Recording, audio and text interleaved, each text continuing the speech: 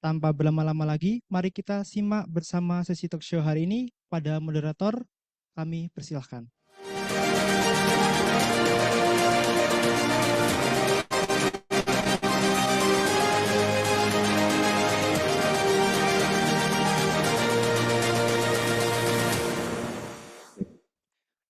Bismillahirrahmanirrahim. Assalamualaikum warahmatullahi wabarakatuh. Salam, Om Swastiastu, Namo Buddhaya, Salam Kebajikan. Yang terhormat, Kepala Tim Perpustakaan Bank Indonesia, Bapak Uun Fukuludin. Yang kami hormati, narasumber pada siang hari ini, Bapak Ibu Pejabat Bank Indonesia, Bapak Ibu tamu undangan, serta hadirin yang berbahagia. Selamat datang di talk show Antirtas.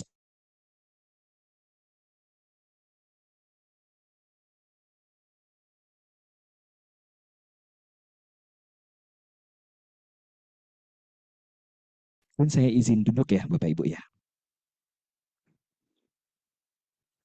Kehidupan kita sekarang itu sepertinya sangat erat ya dengan dunia digital ya. Mulai dari pekerjaan kita yang menggunakan generative AI, kita berbelanja, maupun aktivitas kita di sosial media.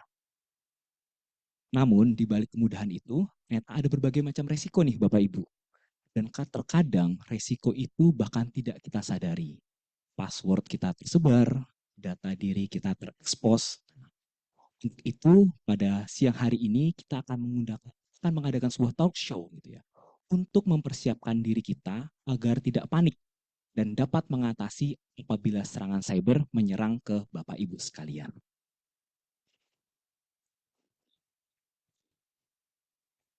Dalam talk show ini, saat ini telah hadir di tengah-tengah kita narasumber yang sangat kompeten dan berpengalaman di bidang keamanan cyber, yaitu Bapak Alphonse Tanujaya. Beliau merupakan Wakil Ketua Umum 2 Aptiknas Cyber Security dan juga merupakan founder sekaligus Direktur PT Vaksincom, perusahaan yang berfokus pada distribusi dan edukasi keamanan digital di Indonesia. Selain itu, Bapak Alphonse juga aktif sebagai kontributor dalam Detik Inet dan sering menjadi narasumber di berbagai seminar nasional terkait keamanan data maupun perlindungan informasi pribadi. Untuk itu, mari kita sambut dengan hangat Bapak Alphonse Tanujaya. Mohon berkenan Bapak Alphonse untuk dapat naik ke atas panggung.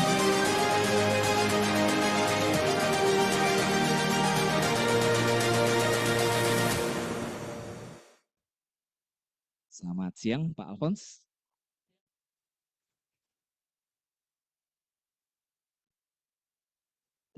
Selamat siang, Aung. Selamat siang, Pak Uun. Terima kasih teman-teman atas kehadirannya. Gimana Pak, sehat?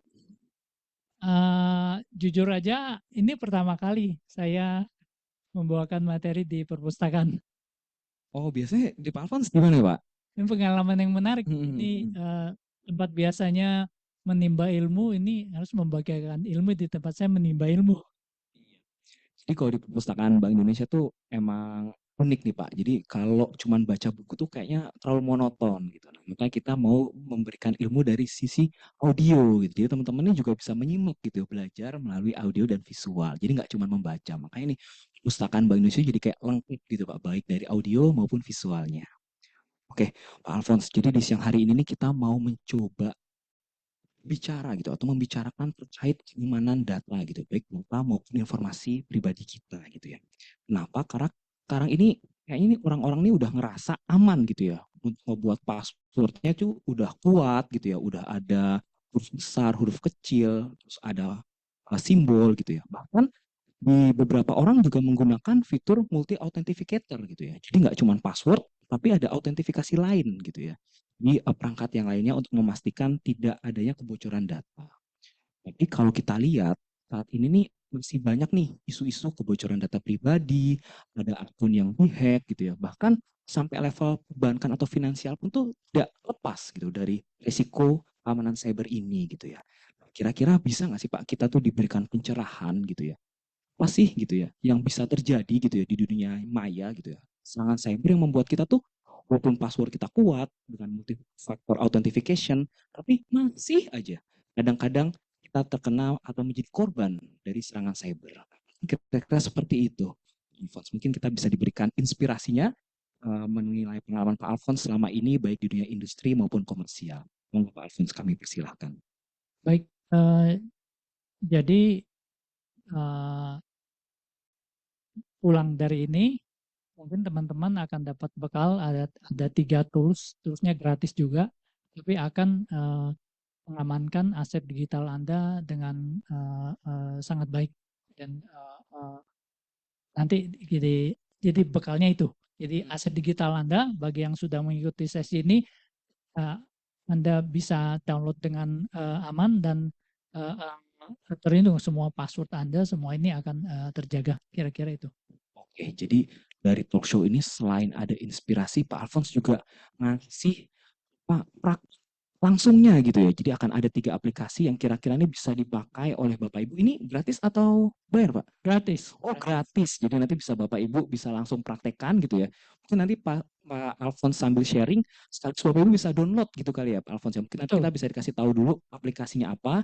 Jadi teman-teman yang hadir di sini nih bisa download dan bisa langsung praktek. Kan kurang lebih seperti itu ya, Bapak Ibu. Oke, nanti Bapak Ibu udah siap ya. Siapin gadgetnya, nanti Pak Alphonse akan spill tuh 3 tools yang bisa membantu Bapak Ibu untuk mengamankan data dari Bapak Ibu masing-masing. Oke, mungkin tanpa berlama-lama lagi kita akan masuk ke sesi pemaparan dari Pak Alphonse. Pak Alphonse, untuk waktu dan tempat saya persilahkan. Oke, baik. Terima kasih teman-teman semua. Saya Alphonse Tanujaya. Saya akan coba bawakan materi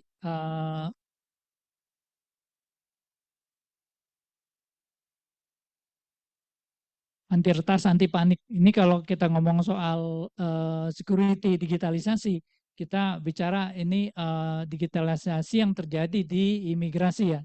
Jadi waktu itu di Bali ada pengunjung dari Inggris, dia masuk, dia kan semua udah digitalisasi, kan sangat terbantu karena nggak perlu dicap, nggak perlu ada orang lagi ngecap atau tungguin paspor, kita cuma tempel paspor, setor muka, terus gerbang buka, kita masuk. Jadi ada efisiensi dan ada kecepatan pelayanan. Nah ini ada satu orang ini, si Terry Besan, dia nggak bisa lewat-lewat, dia istrinya udah lewat, setor muka lewat, dia nggak lewat, gagal, terus balik lagi muter sampai berkali-kali, terus akhirnya istrinya bilang dia udah coba 5 kali ke ini tapi nggak kasih lewat.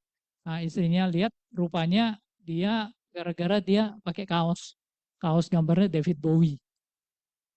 Jadi ini kaosnya kayak gini, dia lewat gitu. Nah alat yang mendeteksi itu, face recognition-nya, yang dilihat foto David Bowie, dia bilang ini nggak sesuai dengan paspor gitu, dia nggak kasih lewat gitu. Jadi intinya ini terjadi di Bali, intinya adalah sistem digital yang kita buat itu membutuhkan proses. Jadi sebaik apapun solusi yang dibuat, waktu keluar itu perlu ada proses, lalu ada penyempurnaan. Jadi ada beta version atau apa, kira-kira seperti itu. Dan itu juga yang terjadi di AI juga. Nanti kita lihat bahwa AI itu di training, lalu di training yang uniknya pada satu titik dia akan menjadi sangat pintar dan terjadi satu keajaiban sehingga tahu-tahu dia pintar gitu. Dan banyak peneliti AI yang juga bingung gitu. Sampai hari ini nggak ada jawabannya. Tapi jika kita feed dengan sedemikian banyak data, banyaknya itu jutaan miliaran data. Saya suruh AI ngenalin kucing gitu ya. Ada miliaran gambar kucing yang dikasih lihat, kucing dari depan, dari belakang, kucing ketutup mobil, kucing lagi ngumpet, lagi lompat, lagi turun, dikasih sedemikian banyak, pada satu titik dia akan bisa ngenalin semua kucing. Kira-kira seperti itu gambarannya.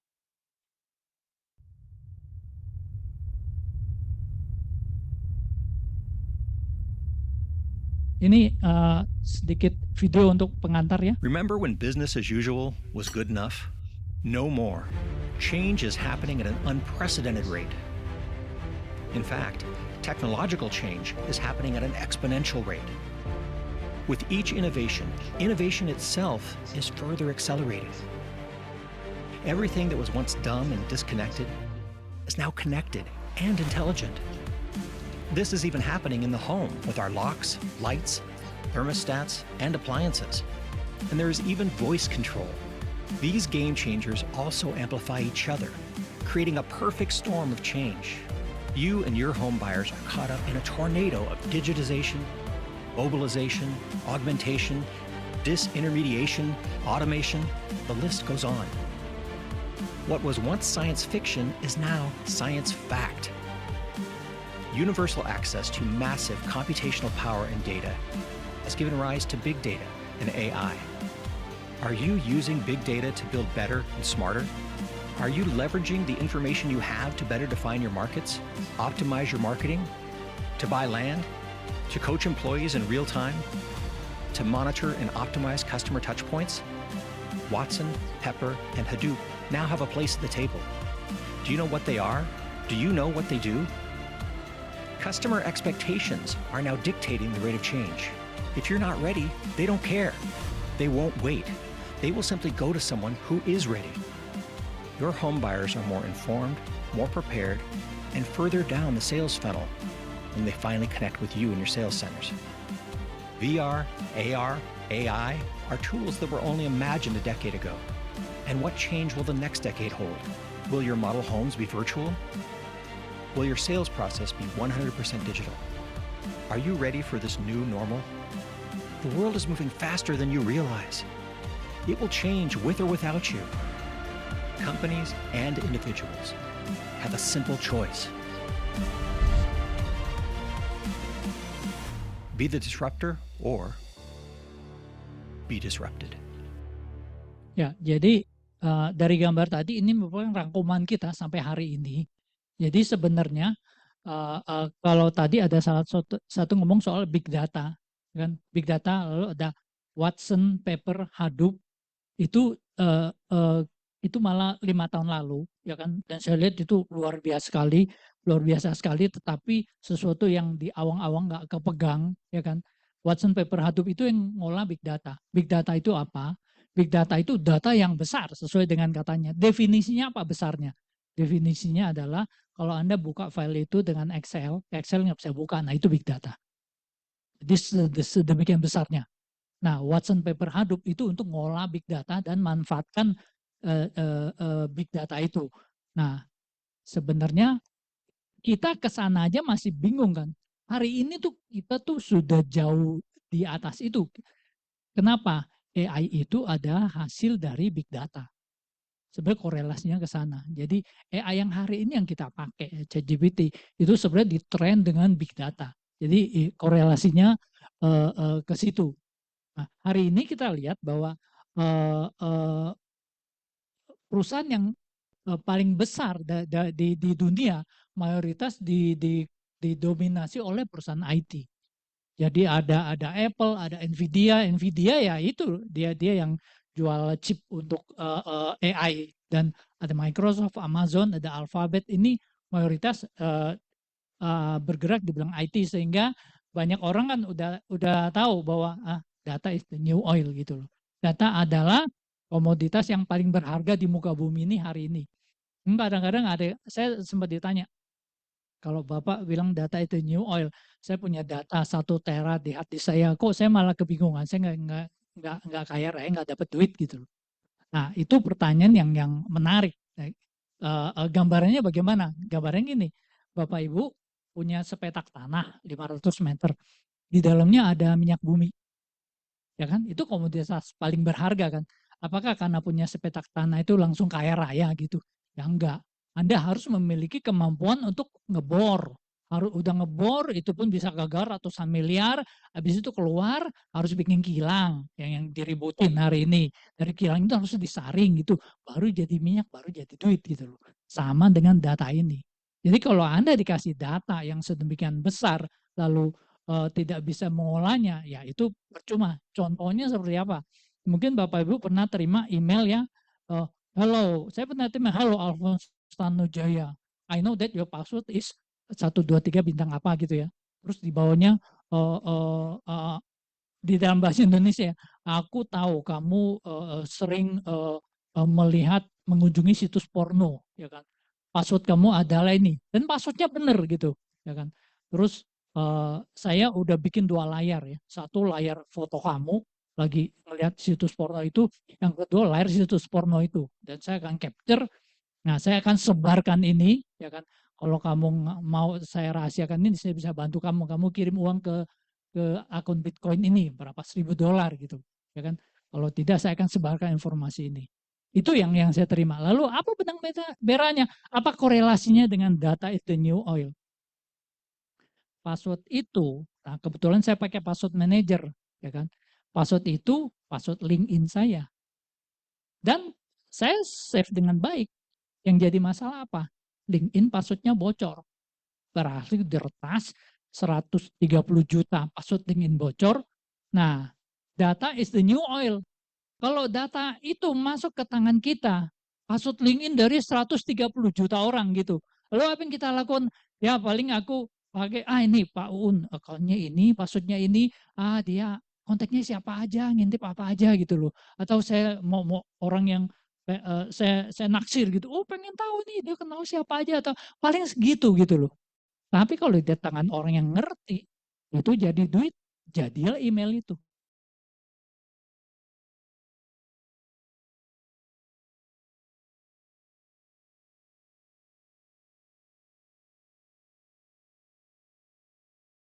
Yang tiap email berbeda dan tiap passwordnya dicocokkan sehingga shock terapinya kan ada. Oh, ini password gue nih gitu loh.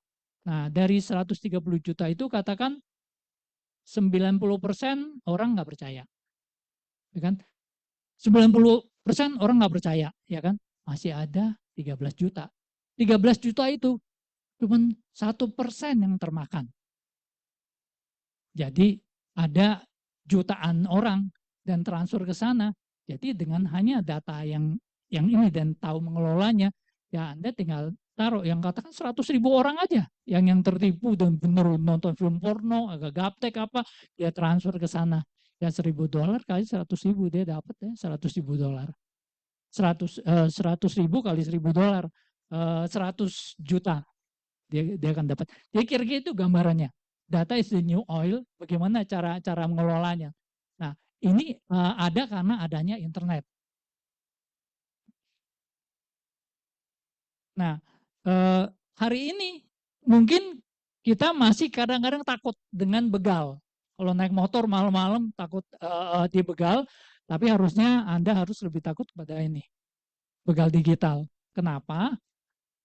Karena adanya internet, dia merevolusi bisnis. Kenapa internet merevolusi bisnis? Karena murah, tersebar, siapapun bisa akses, dia memberikan satu keadilan. Jadi jujur aja, sebenarnya internet ini memberikan keadilan bagi kita, baik ada orang yang lahir di Amerika, dengan pendidikan di Amerika, tapi hari ini semua juga bisa akses ChatGPT, semua bisa akses informasi yang sama. Sebenarnya internet ini memberikan satu keadilan bagi siapapun yang bisa mengakses internet ini untuk bisa mendapatkan satu informasi ini sangat berharga, tergantung bagaimana kita memanfaatkannya. Nah, ini ada satu contoh. Jadi ada dulu kira-kira sebelum internet maju, ada satu perusahaan media yang sangat besar dan dominan, grupnya Kompas Gramedia. Dan mereka sangat susah untuk dilawan. Kenapa? Karena mereka memiliki kekuatan jaringan distribusi. Jadi Kompas Gramedia itu punya jaringan distribusi yang luar biasa dan punya koran yang banyak. Dia punya koran yang saya banyak hubungan jadi tahu. Jadi ada Nova yang populer, ada Kompas atau apa, terus ada majalah-majalah kurang populer, tapi dia bisa menggunakan, lu kalau mau Kompas, mau Nova, lu mesti jual juga majalah-majalah yang kurang laku gitu loh. Nah, sehingga dengan manfaatkan kekuatan dan jaringan distribusi, hari ini terbit Kompas dalam waktu 12 jam di seluruh Indonesia udah ada Kompasnya. Waktu itu susah dilawan kecuali Jawa Pos. Nah, tetapi ketika munculnya internet, perusahaan-perusahaan lain yang contoh hari ini kita lihat ada grupnya Detik, di grup apa, mereka tuh kalah dengan Kompas dari sisi distribusi. Kenapa? Karena mereka nggak punya distribution channel yang dibuat kan bertahun-tahun. Tapi dengan memanfaatkan internet, jadi mereka dapat distribution channel gratis gitu loh. Jadi itu poinnya. Merevolusi bisnis mulai sebar hari ini, grup Kompas Gramedia harus menyesuaikan diri dengan ranah baru, keunggulan mereka yang dulu jadi kurang berarti gitu loh. Dengan ada internet sama juga nanti ada contoh yang soal bank digital itu. Nah, siapapun bisa akses, cuman yang satu masalah ini bisa disadap gitu loh. Bapak Ibu jangan pikir bahwa internet itu aman, internet itu bisa disadap. Definisinya apa? Kita tidak mungkin bisa mencegah bisa disadap. Jadi nggak percaya, misalnya connect ke WiFi itu kan bisa disadap. Aku nggak connect ke WiFi, aku langsung pakai seluler. Kalau ada yang kerja di seluler, dia bisa nyadap nggak? Dia bisa nyadap dong.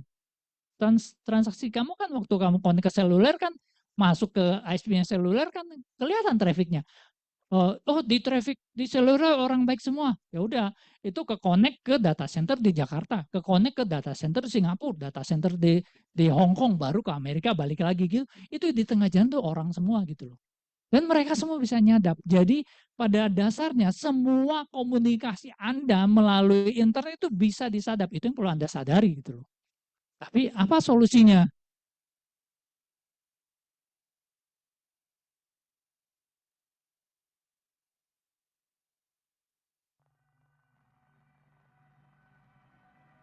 Ini When you send your solusinya. password to Twitter or your card number to Amazon, how do you make sure strangers don't see it but the person you send it to does? It's called encryption. Put it in a box, add a padlock, only you and the receiver have the key. That's called encryption.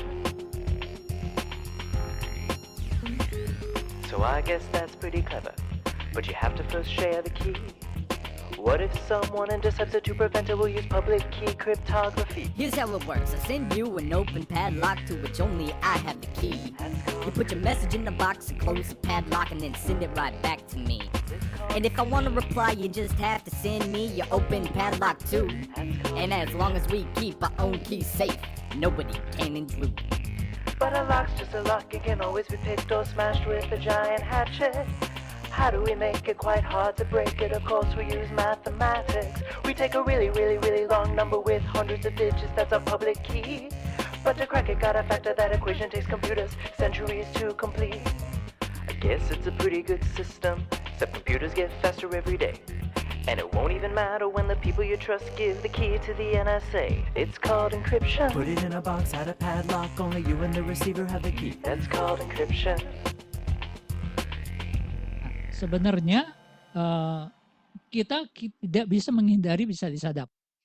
Tapi kita bisa mengamankan apa yang kita kirim.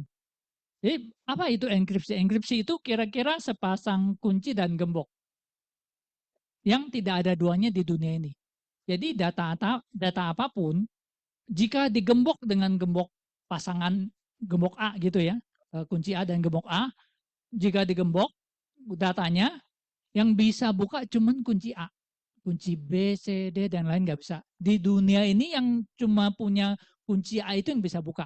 Nah itu mata kuncinya namanya private key. Gemboknya ini namanya public key.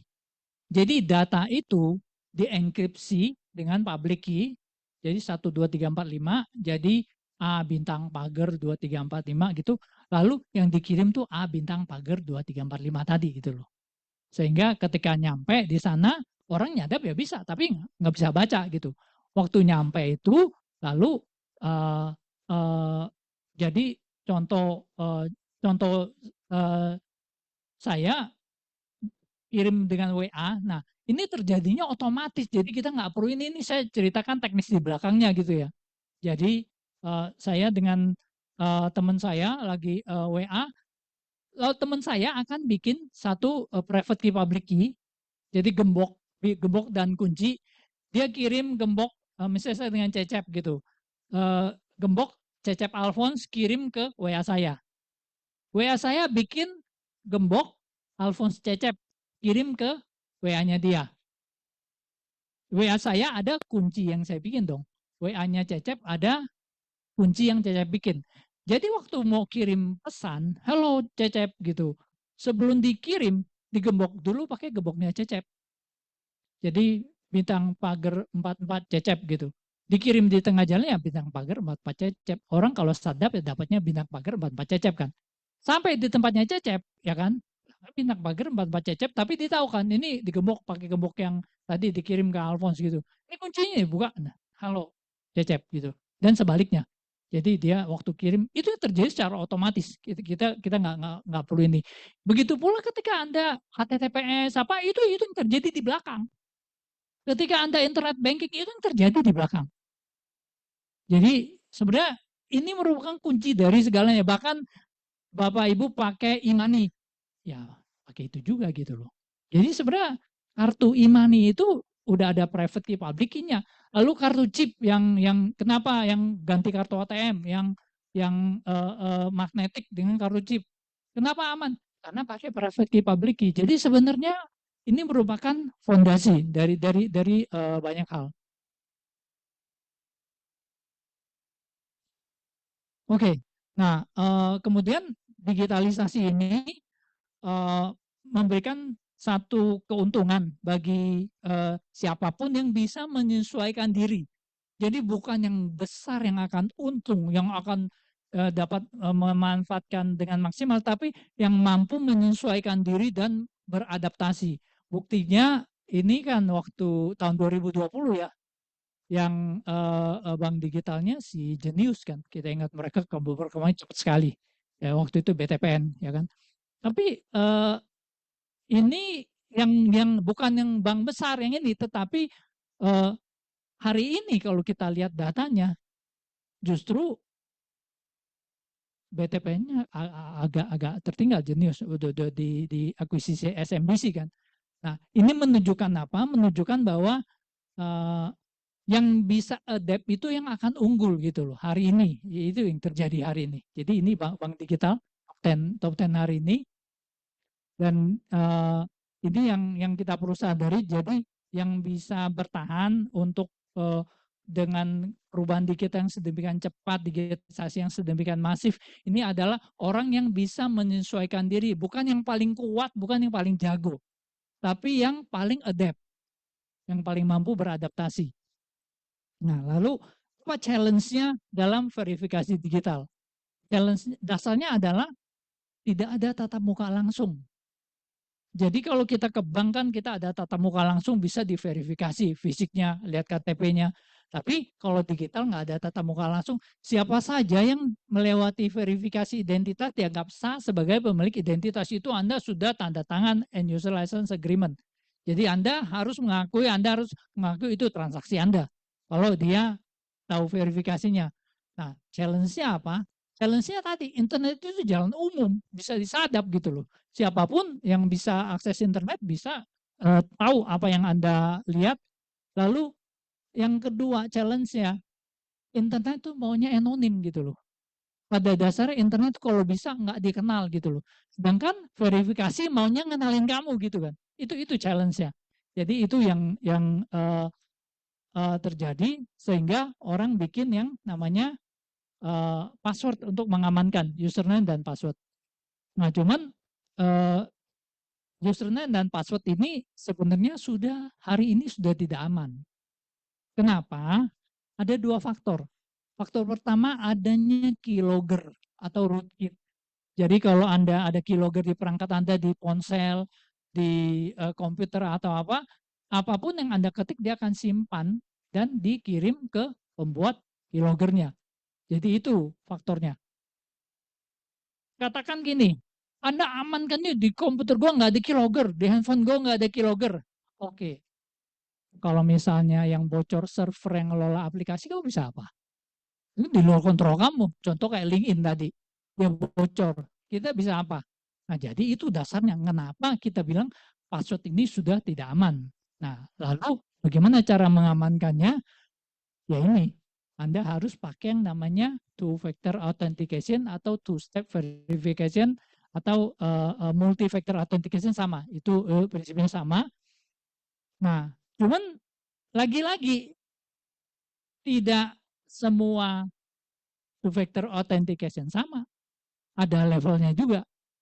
Jadi TFA itu ada TFA SMS, ada TFA Google Authenticator, ada TFA token. Yang paling aman kira-kira yang mana? Ada yang bisa bantu? Paling kanan atau paling kiri? paling kanan pasti. Kenapa? Karena token ini kan dia offline, kayak token kalkulator gitu offline, dia nggak kehubung. Lalu cuman yang jadi masalah sekarang aku lagi mau internet banking, mau saya bawa token kemana-mana gitu, jadi ribet kan. Lalu cara yang lebih praktis pakai Google Authenticator. Google Authenticator ini mengapa kalah aman dengan token? Ya karena ada di handphone. Jadi kalau ada orang bisa akses handphone kita, bisa buka, andaikan bisa buka, dia bisa tahu. Lalu yang ketiga ini yang paling tidak aman, tapi paling populer, itu kenyataannya, SMS. Kenapa SMS itu paling tidak aman? Karena melibatkan banyak orang, banyak jaringan, banyak faktor. Dan SMS tidak dienkripsi. Jadi, kalau Anda ingin menyediakan SMS OTP, yang sediakan itu tuh bukan perusahaan seluler, itu perusahaan penyedia layanan OTP SMS gitu loh. Jadi makin banyak orang yang terlibat di dalam satu verifikasi itu makin rentan, di tengah jalan bisa diambil satu. Yang kedua yang kemarin APK pencuri password itu ya kan, karena SMS ini nggak dienkrip, jadi kalau ada orang berhasil dikelabui APK dari bagian pajak, APK ada kurir online atau apa, dia install di handphone kita, lalu dia akan setiap kita terima OTP SMS dia baca, lalu dia kirim ke pembuatnya, kirim biasa ke Telegram gitu loh. Nah, jadi itu sebabnya tuh kenyataannya SMS ini adalah platform yang paling murah dan penyebarannya paling tinggi. Sehingga tetap ini yang paling populer. Jadi seperti itu gambarannya untuk two-factor authentication. Lalu kita bicara soal malware ya. Malware ini ada 1.0, 2.0, 3.0, 4.0. Yang 1-2 sih yang dulu ya. Jadi tidak ada motivasi finansialnya, tidak ada keuntungannya. Jadi yang bikin biasa orang iseng atau mahasiswa yang baru belajar, terus mereka belajar coding dan bosen sehingga salah satu belajar bikin virus gitu loh. Bikin virus dia coba kan menarik gitu. Nggak taunya kebablasan, virusnya dikira kurang ganas, ternyata ganas banget menyebar ke seluruh dunia. Ini zaman dulu. Nah, sekarang udah jadi malware 3.0 itu ransomware. Ransomware itu adalah malware yang sudah ada model bisnisnya. Apapun yang ada model bisnisnya itu akan maju. Kenapa? Karena dia bisa dapat duit. Jadi kalau kamu kena ransomware, disuruh bayar. Nah, kalau nggak bayar ya data kamu hilang, nggak bisa balik gitu loh. Nah, yang terakhir sebenarnya ini yang berikutnya, kalau misalnya nggak mau bayar, terus bilang, oh aku ada backupnya, aku nggak usah bayar, ya kan? Kamu mau apa? Aku ada backupnya, aku tinggal restore gitu kan? Nah, yang pemeras itu cari cara lain, oke, extortionware. Lu nggak mau bayar, gue udah download data lu, ya kan? Lu nggak bayar, gue sebarin data lu. Itu yang terjadi. Jadi itu yang perkembangan malware sampai hari ini. Nah, sebenarnya ransomware itu ada 3 syarat. Tanpa 3 syarat ini ransomware nggak ada. Syarat pertama itu adalah adanya enkripsi yang tadi, private key, public key. Nah ini kalau enkripsi itu di tangan yang baik untuk ngamanin transaksi, ngamanin data kita. Tapi kalau di tangan orang jahat ya udah dipakai untuk bikin ransomware. Kayak pisau lah, dia di tangan Koki ya, Davina dia masak enak buat kita. Kamu kasih tangan preman dia buat nodong gitu loh. Bukan salah pisaunya, salah orang yang memegang itu. Nah, yang kedua itu ada yang namanya anonimitas. Jadi nanti saya lompat aja. Ini Bapak bisa cari namanya Tor, the Onion Router. Jadi kamu mau browsing, biasa kan pakai Firefox atau Safari atau Microsoft Edge atau apa. Nah ini ada browser namanya Tor, T-O-R ya, di Onion Router. Jadi intinya dia mau menghubungi satu komputer, dia lompat dulu 10 komputer di tempat yang berbeda, baru ke komputer yang diincer gitu loh. Jadi pertama ada enkripsi, yang kedua ada untuk mengaburkan jejaknya, yang ketiga ini yang paling penting ada cara monetisasi. Jadi kalau misalnya saya berhasil ngertas komputer Bapak, terus saya bilang, oh ini data lo gua kunci, kalau mau balik bayar ke rekening aku gitu. Bayar kemana? Ini ke rekening Alphonse di Bank BCA, kan bodoh banget gitu loh. Tinggal lapor aja ini Alphonse BCA mana nih, tangkap orangnya kan. Nah, karena adanya cryptocurrency. Jadi cryptocurrency ini yang mungkin, jadi ada 3 hal ini yang secara sempurna membuat ransomware ini hari ini berjaya dan berfungsi. Kalau nggak ada tiga hal ini, rasanya tidak akan seefektif hari ini.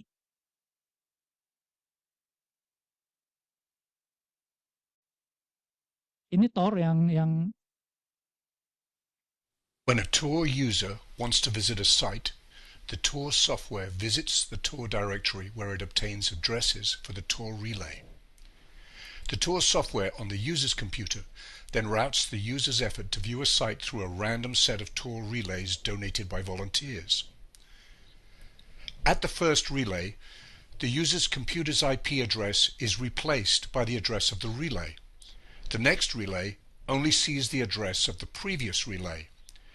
No single relay knows the whole route, providing strong anonymity protection. Using other tools, many users will encrypt the actual data they're sending and receiving too. The user reaches its target, Blogger.com. But Blogger doesn't know the user's computer digital address. It only knows the address of the last relay that handled the user's request. 9009. If the same user goes to visit a different site, the process is repeated but with another random chain of relays. This prevents anyone from aggregating data on an anonymous person's activities Jadi and kalau interfering with ketahuan their ini data. paling dapat yang ini dari sini, mesti nanya lagi ke sini, nanya lagi ke sini, baru balik ke ini. Jadi itu yang Dionin router ya. Jadi korban. Jadi itu gambarannya yang soal ransomware ya. Nah, apa saja yang harus dilakukan untuk mencegah itu? Ini What is the PCI DSS? The Payment Card Industry Standard Data Security keuangan. Standard, or PCI DSS, was developed to encourage and enhance cardholder data security and to facilitate the broad adoption of consistent data security measures globally. It applies to all Ini saya merchants and lewatin aja service ya, providers karena that ini process, standar. Jadi transmit, Bapak or Ibu tinggal store cari cardholder apa itu data. PCI If DSS your itu seperti organization ISO handles card 27001, payments, it must seperti comply or risk suffering AIIPA financial atau penalties NIST or even itu the withdrawal of a standar facility to security accept yang card payments. perlu diikuti. The PCI Jadi, DSS was launched in 2004 perusahaan atau and is the bank result yang of mau collaboration between the mengakses major credit data card kartu brands, kredit, American mereka Express, harus Discover, memenuhi standar JCB, PCI DSS banyak MasterCard, poin-poinnya, and ada Visa. ratusan yang poin Do I need to tinggal comply di-scan with dan the ada PCI laporannya. DSS? Kira-kira begitu. Lalu apa yang harus dilakukan oleh perusahaan? Yang pertama kayak antivirus, ini EDR, Endpoint Detection Response. Lalu ada backup, datanya dengan teratur dan terpisah dari jaringan. Jangan udah dapat servernya, terus di backup, backupnya tetap bisa diakses ya, kena encrypt juga, selesai juga. Nah, yang ketiga untuk menghindari jadi extortionware itu bagaimana? Itu adalah datanya harus dienkripsi. Jadi ada program namanya DLP, Data Loss Prevention. Jadi orang pas ngopi data kamu, waktu dia copy data dienkrip baru bisa keluar. Jadi ransomware itu waktu ngopi dia sebelum dapat data kamu, dia dapat data yang kamu udah dienkrip. Yang bisa buka cuma server kamu. Kira-kira cara kerja seperti itu. Yang enkripsi untuk database yang untuk mencegah extortionware ya. Nah ini jika Anda bekerja di perusahaan, jadi ada ini seperti pentester, tetapi mereka hanya butuh domain Anda saja, lalu dia akan memberikan penilaian. Domain ini dia lakukan secara mendalam, lalu dia akan kasih tahu kamu ada kelemahan resiko tinggi 24, ada risiko yang menengah ini 114, yang bagus itu 1086. Lalu kamu terancam ransomware atau tidak. Nah, standar-standar seperti ini kalau KWND yang setahu saya di Eropa dan Amerika menjadi standar bagi perusahaan asuransi sebelum memberikan cyber insurance. Jadi kalau nilai KWND-nya bagus, mereka langsung mau aku mau asuransi cyber insurance. Cyber insurance itu kalau kena ransomware digantiin duitnya, kalau terjadi gangguan operasional, ada kerugian dibantuin juga, terjadi tuntutan hukum digantiin juga, Lalu untuk negosiasi dengan ransomware dibantuin juga. Jadi dan kalau nilainya bagus langsung akan di-approve, kalau enggak ya mereka akan menghindari, mereka nggak mau ini. Jadi itu salah satu caranya untuk mengetahui bagaimana pengamanannya. Ini reportnya. Jadi apa aja nilai itu dasarnya apa, terus apa aja yang kamu belum penuhi, ada apakah orang bisa masukin email kamu, lalu apakah ada celah keamanan, apakah emailnya bisa di-spoofing, apakah domain registrasinya bagus, apakah sertifikat security itu private key public key-nya itu baik, terus apakah ada software yang nggak di patch. Nah, jadi itu yang diperiksa. Jadi untuk mengamankan itu.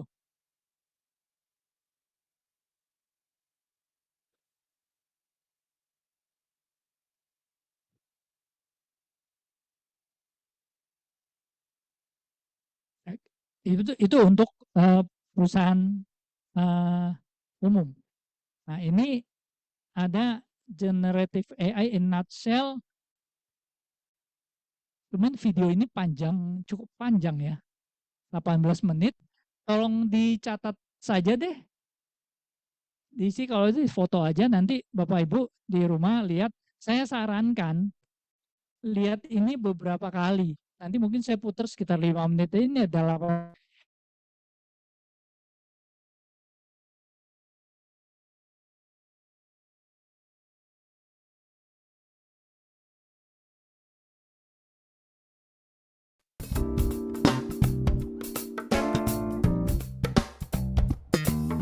Ever since computers were invented, they've really just been glorified calculators, machines that execute the exact instructions given to them by the programmers. But something incredible is happening now.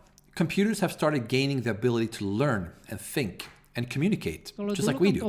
They can do creative intellectual work that previously only humans could do. We call this technology generative AI, and you may have encountered it already through products like ChatGPT. Basically, intelligence is now available as a service, kind of like a giant brain floating in the sky that anyone can talk to. It's not perfect, but it is surprisingly capable, and it is improving at an exponential rate. This is a big deal. It's going to affect just about every person and company on the planet, positively or negatively. This video is here to help you understand what generative AI is all about, in practical terms, beyond the hype. The better you understand this technology as a person, team, or company, the better equipped you will be to survive and thrive in the age of AI. So here's a silly but useful mental model for this. You have Einstein in your basement. In fact, everyone does. And by Einstein, I really mean the combination of every smart person who ever lived. You can talk to Einstein whenever you want. He has instant access to the sum of all human knowledge and will answer. Oke. Jadi dia bilang kamu punya Einstein di basement. Gambarannya apa? Gambarnya gini. Kita pernah kan bicara dengan orang yang nyambung gitu. Misalnya katakan IQ-nya kamu 150, kamu ngomong dengan orang yang IQ-nya 100 yang bolot gitu kan. Terus si bolot itu nanyain segala macam yang ini. Terus kita pikir ini pertanyaan bodoh banget ini. Jawab juga lu nggak ngerti atau apa gitu. Terus nanya sekali, 2 kali mungkin kita sabar.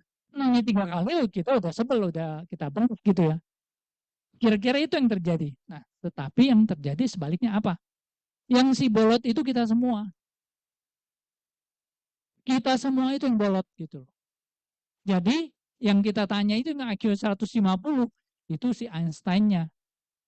Nah, kamu ngebayangin kalau ada orang ditanyain dengan si bolot itu, dia akan bosen. Nah, tetapi si AI ini, dia sabar. Itu, jadi kamu punya Einstein yang ada di depan mata kamu, bisa kamu pakai, dan dia sangat sabar. Silakan. Answer anything you want within seconds, never running out of patience. He can also take on any role you want. A comedian, poet, doctor, coach, and will be an expert within that field. He has some human-like limitations though. He can make mistakes, he can jump to conclusions, he can misunderstand you. But the biggest limitation is actually your imagination and your ability to communicate effectively with him. Jadi limitasi AI ini bukan pada AI-nya. Limitasi AI itu pada kita, pada penggunanya. pada seberapa pinter kamu nge-prompt, itu aja udah, titik.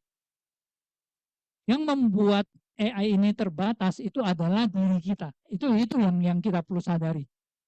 Jadi artinya kita mesti belajar prompting, skill itu sangat penting. Kalau kita mampu prompting dengan sangat baik, maka hasilnya akan jauh lebih baik daripada orang yang nggak bisa prompting. AI-nya sudah luar biasa, otaknya udah paling jenius. Kira-kira seperti itu gambarannya. And in the age of AI, this is as essential as reading and writing. Most people vastly underestimate what this Einstein in your basement can do. It's like going to the real Einstein and asking him to proofread a high school report, or hiring a world-class 5-star chef and having him chop onions. The more you interact with Einstein, the more you will discover surprising and powerful ways for him to help you or your company. Okay, enough fluffy metaphors. Let's clarify some terms. AI, as you probably know, stands for artificial intelligence. AI is not new. Fields like machine learning and computer vision have been around for decades. Whenever you see a YouTube recommendation or a web search result, or whenever you get a credit card transaction approved, that's traditional AI in action. Generative AI is AI that generates new original content rather than just finding or classifying existing content. That's the G in GPT, for example. Large language models, or LLMs, are a type of generative AI that can communicate using normal human language. ChatGPT is a product by the company OpenAI. It started as an LLM, essentially an advanced chatbot, using a new architecture called the Transformer architecture, which, by the way, is the T in GPT.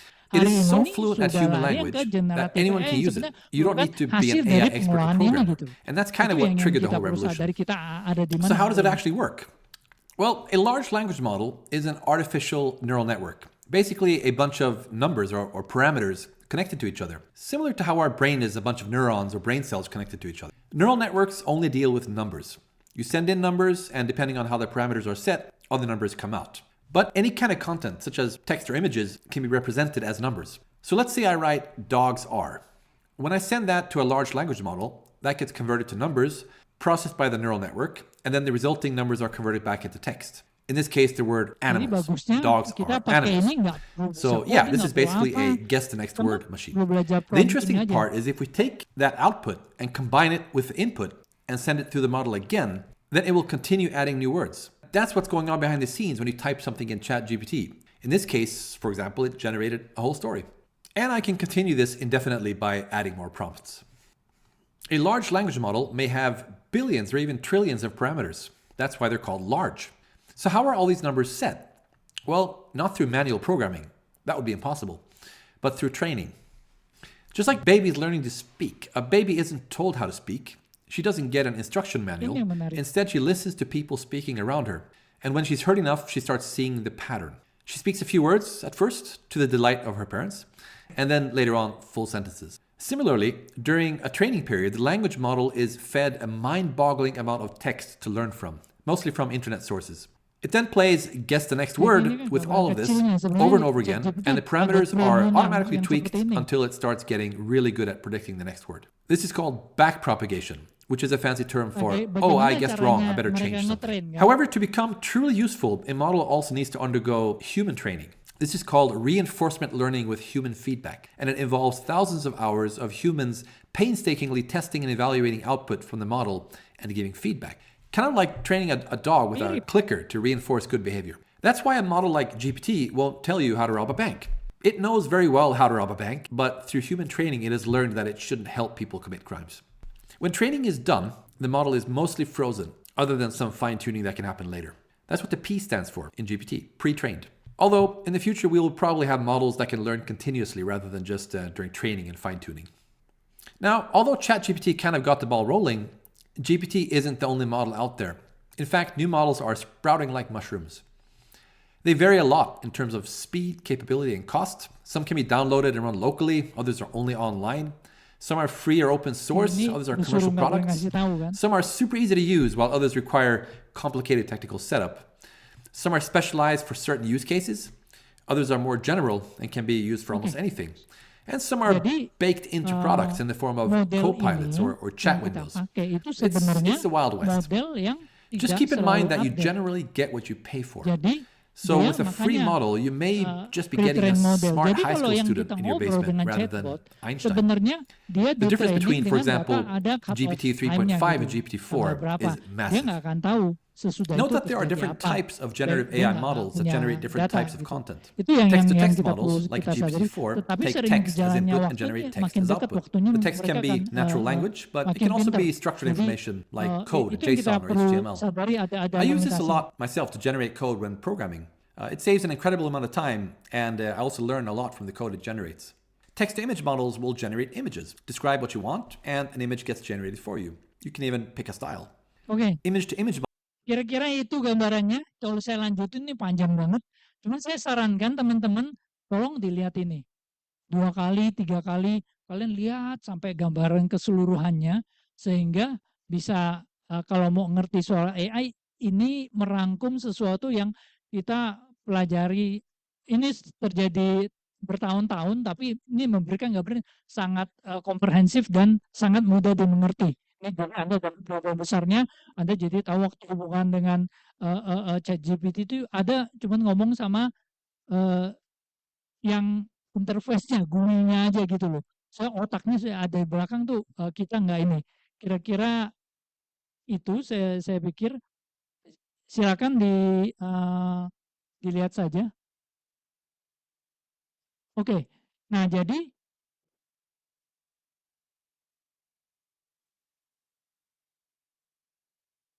kalau AI itu sebenarnya yang kita hubungi ini adalah model deployment ChatGPT yang udah di-deploy. Waktu bikin itu adalah data collection yang kita ngomong big data tadi. Dia kumpulin data, dia trainnya sebesar apa? Mungkin Bapak Ibu nggak punya gambaran, saya juga bingung. Kayak gimana sih ngetrain itu? Ngetrain itu dia nggak perlu internet, dia butuh big data yang butuh data center yang gede. Dan data centernya AI itu beda dengan data center biasa. Data center AI itu sangat haus energi, sangat haus pendinginan. Jadi Indonesia itu belum ada, asal Anda tahu.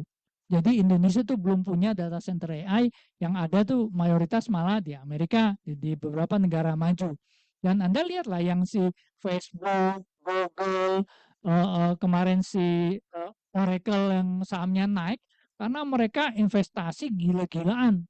Jadi untuk data center ini sebagai gambaran ini, ada satu data center di salah satu negara begini, kalau nggak salah Oregon, taruh data center Facebook itu, lalu gara-gara itu listrik di penduduk Oregon naik. Karena Amerika sistem nggak KPLN, harga fix, harga sesuai demand.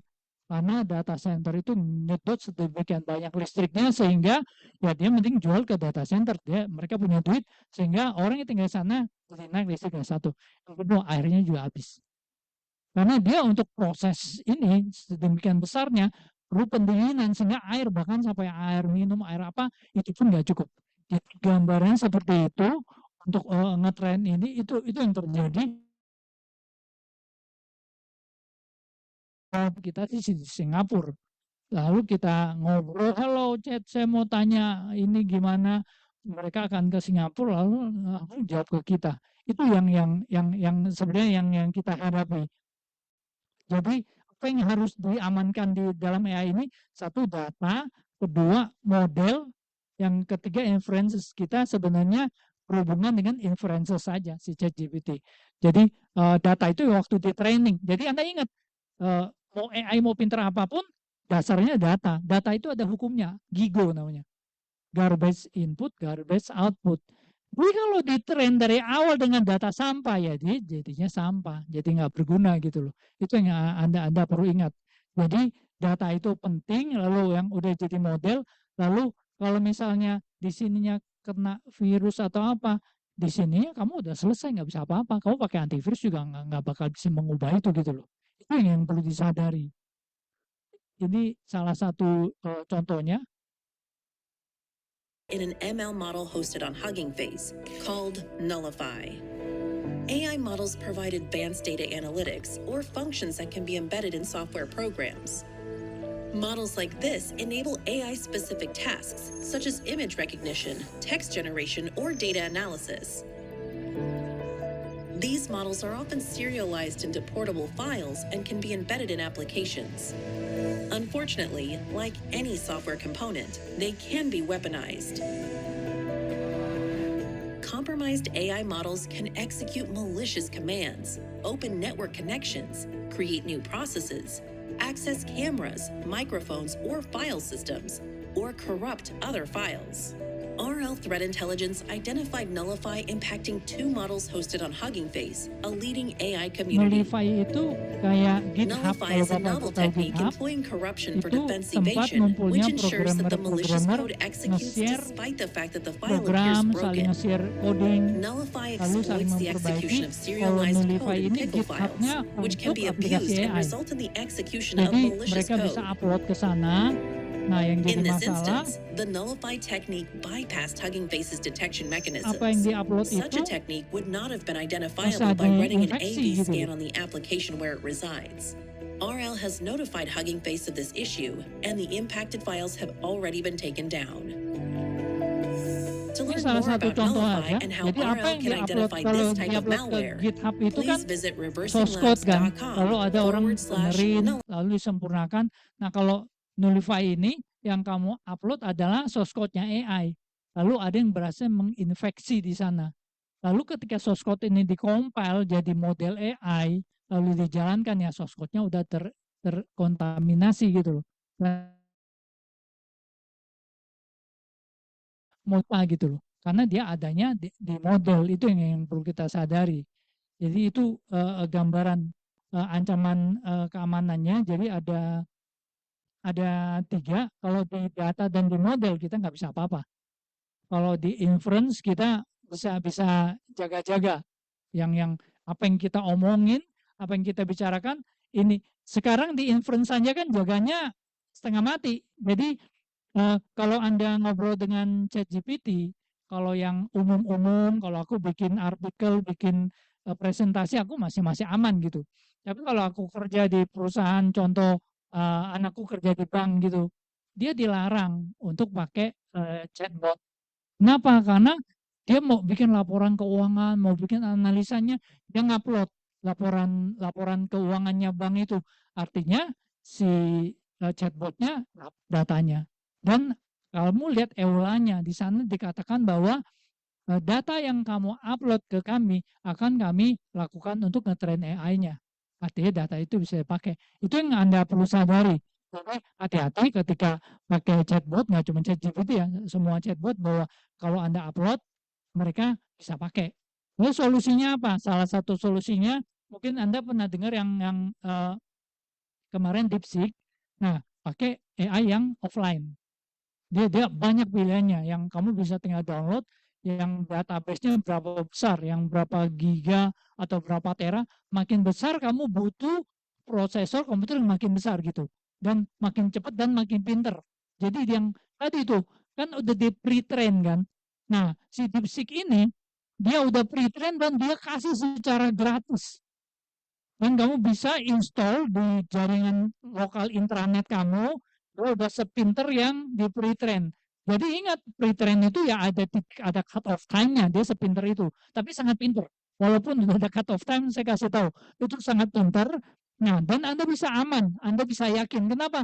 Ini offline kok. Dia nggak connect internet, silakan. Kamu bisa connect, halo DeepSeek, kamu mau tanya ini gitu. Dia akan bisa jawab. Kira-kira itu. Jadi saran saya, khusus untuk yang kalau Anda instances, pakainya yang seperti tadi, yang mau pakai offline. Kalau yang online itu Anda pakai yang umum-umum aja gitu loh. Jangan yang terlalu rahasia perusahaan. Tapi andaikan ini Anda udah aman, hati-hati pun kalau dia kenanya di data dan di model, itu juga tetap ceritanya DeepSeek-nya di Cina waktu pertama kali di training, datanya ngaco atau nggak tahu lah mereka sengaja atau apa, ada hal lain, itu ada kemungkinan. Jadi itu yang perlu kita sadari. Oke, ini yang bekal yang hari ini yang saya janjikan. Jadi bagaimana mengamankan aset digital? Jadi biasa saya bilang call, paman, one time. Tapi ini tambahin call, paman, fee, one time. Call itu apa? call itu Bapak Ibu cari aplikasi namanya Truecaller. Truecaller atau Get Contact. Jadi ini bisa membantu kita. Jadi tanpa kita perlu tahu nomor yang telepon kita itu siapa, ketika dia nelpon kita, orang lain udah pernah ditelepon. Terus orangnya kan ngetek nomor ini kan. Nih, robot, dokter, sales, GPS, IBM apa. Ini orang lain yang ngetek. Jadi ketika kita install Truecaller-nya, nomor itu nelpon kita, dia akan muncul. Karena ini adalah crowdsourcing. Jadi otomatis. Jadi yang pertama ini untuk menghindari Anda dari telemarketer, dari gangguan-gangguan yang menjebalkan. Dan ini akan secara otomatis dia mengupdate. Ada versi gratisnya ya akan tampil iklan. Tapi ya iklannya ya namanya gratis. Kalau Anda bayar itu 100 ribuan. Lalu yang kedua, call Paman. Paman itu singkatan dari password manager. Nah, saya sarankan Bapak Ibu pakai juga, sangat sarankan. Saya pakai Bitwarden, silakan kalau mau pakai yang lain silakan. Tapi saya tidak sarankan Anda pakai password yang disimpan ke browser, jangan. Karena browser itu kalau jebol, terus data Anda ada di sana, sangat rentan untuk dijebol juga. Jadi Google kan ada save your password atau apa gitu kan. Saya sarankan menghindari itu. Kenapa? Karena browser itu sangat rumit dan kalau ada celah keamanan itu bisa bobol, mereka ada kemungkinan password Anda nggak aman. Tapi kalau pakai Bitwarden, Anda ke bitwarden.com, Anda download, itu bisa di ponsel, bisa di komputer, bisa di browser. Lalu mengapa aman? Tadi saya sudah perlihatkan juga bahwa datanya dilindungi. Jadi kita taruh, orangnya baik hati. Dia ngasih kita versi personalnya gratis, dia jual yang versi corporate-nya. Jadi gratis seumur hidup. Dan kita boleh taruh database kita di server dia, kayak cloud gitu. Nah, jadi kalau Anda udah taruh database server dia, terus Anda takut gimana kalau misalnya dijebol, kan bahaya, password gue ketahuan kan. Ada dua hal. Yang pertama, sampai dia pasti jaga dengan luar biasa. Kalau sampai bobol dia malu. Jadi relatif aman dijagain. Kayak sama kayak bank ngejagain database customer-nya gitu kan. Itu alasan pertama. Alasan kedua, andaikan bobol. Andaikan bobol, data password Anda disimpan dalam keadaan terenkripsi. Yang tadi itu, udah digembok. Yang punya kuncinya, ya cuma handphone Anda, cuman komputer Anda atau browser Anda. Jadi kalau orang berhasil bobol, bobolnya susah. Kalau berhasil bobol pun datanya diambil, nggak ada gunanya karena dienkripsi gitu. Jadi itu sebabnya saya rekomend. Jadi call Paman,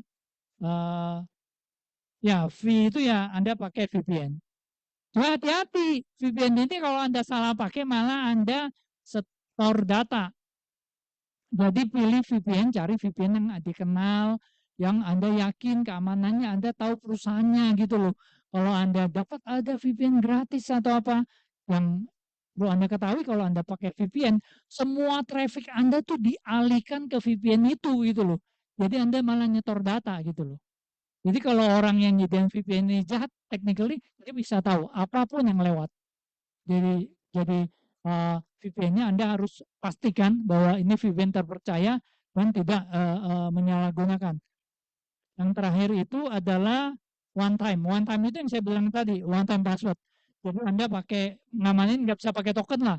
Token kan khusus untuk aplikasi perbankan. Anda pakai yang namanya authenticator. Jadi kalau Bapak Ibu bisa pakai Google Authenticator, Microsoft Authenticator, atau saya pakai Auth. Auth ini sama fungsinya untuk ini. Lalu apa cara kerja bagaimana? Cara kerjanya, sebagai informasi saya nggak pernah ganti password Gmail saya. Walaupun saya ngajar di kampus, saya sering login dengan username password itu udah bertahun-tahun ya kan. Kenapa? Karena saya ada OTP. Jadi habis itu saya delete. Andaikan Bapak Ibu tahu password saya juga, kalian nggak bisa ngapa-ngapain. Kenapa? Karena kalau login dari perangkat baru diminta OTP-nya mana. Nah jadi saya jaga OTP-nya. Jadi kira-kira itu. Jadi call Paman fee one time itu bekalnya. Jadi tolong saya sarankan Anda jadikan itu satu kebiasaan ya, untuk kebiasaan baru untuk melindungi aset digital sehingga bisa jadi lebih baik. Dan yang bisa melindungi kita itu bukan bukan programnya canggih, bukan alatnya canggih, tapi kita disiplin. Jadi kita tuh kayak security ini kayak orang diet gitu loh. Jadi kita banyak orang tahu bahwa ngamankan diri itu mau diet itu mau langsing itu kalau bisa jangan terlalu banyak makan manis-manis, terus jangan makan karbo atau apa. 2 minggu kita bisa lakukan itu. Berat udah turun 3 kilo. Tapi 2 bulan balik lagi. Makan manis lagi atau apa lagi. Sama security persis seperti itu. Jadi kita pertama bisa disiplin ngamanin, tapi kita kan kalau mau pakai password manager mesti rutin masukin passwordnya apa, username-nya apa, udah masukin. Nah kalau Anda udah biasa, Anda nggak merasa beban. Jadi password saya ada ratusan di password manager, saya malah jadi udah biasa copy and paste. Saya cuma nginget password untuk buka password manager gitu aja. Mungkin yang rumit yang panjang. Cuman itu satu. Dan itu pun saya udah taruh di handphone, udah pakai fingerprint. Jadi waktu buka pun saya tinggal fingerprint dia buka gitu.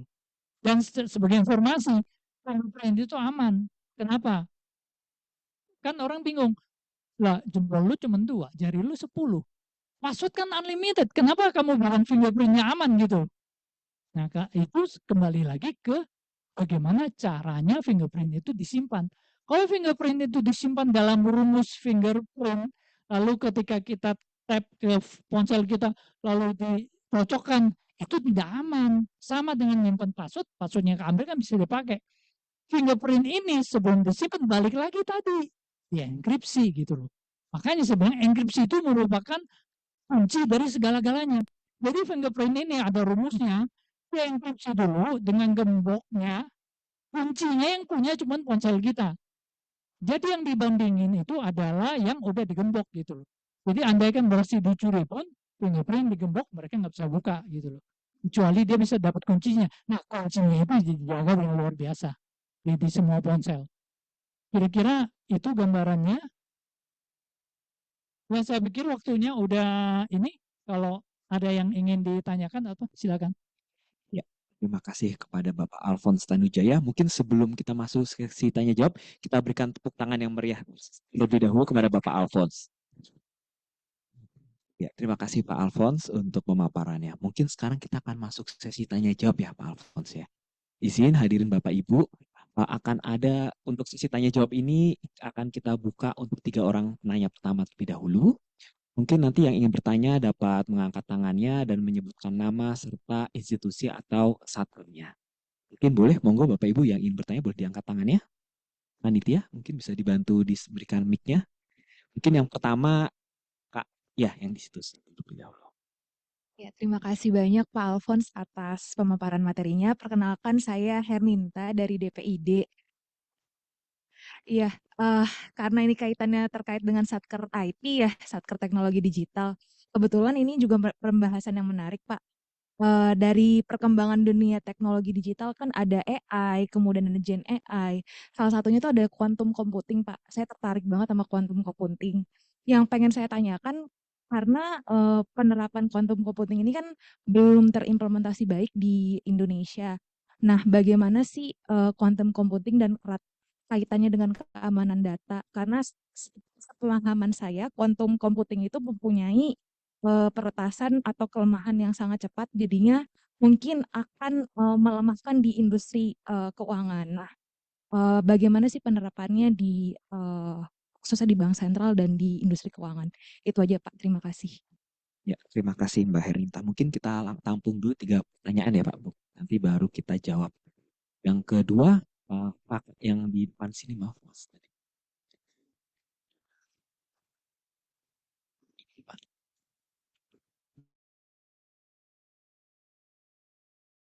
Terima kasih Mas Amung. Mari. Pak Alphonse, maaf.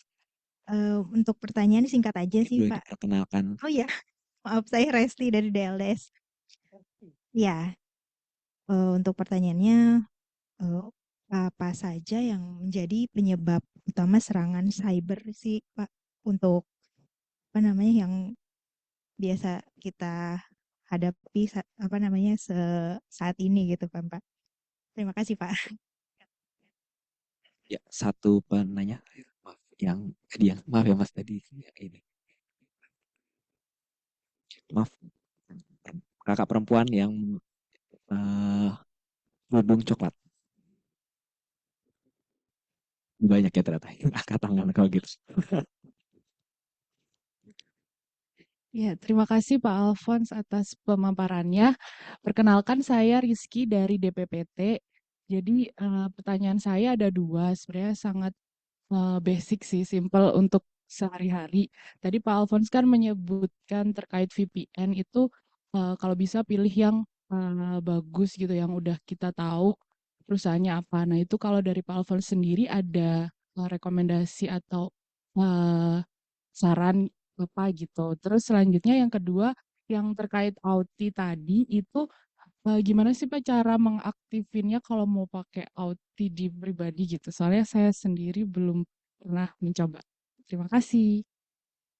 Oke, terima kasih Mbak Rizky. Total ada 3 pertanyaan Pak Alphonse. Mungkin jawab satu-satu terlebih dahulu ya. Mungkin pertama dari Mbak Herninta dari DPID. Ini terkait quantum computing. Ini saat ini kan masih belum masif gitu terimplementasi di Indonesia gitu ya. Dan di mana isunya nih untuk quantum computing ini memiliki kerentanan gitu dari sisi security. Nah mungkin mohon Pak Alphonse untuk pemaparannya. Nah ini Kak Ernita ini ngikuti teknologi dengan baik ya. Jadi quantum computing itu memang merupakan ketakutan dari orang security.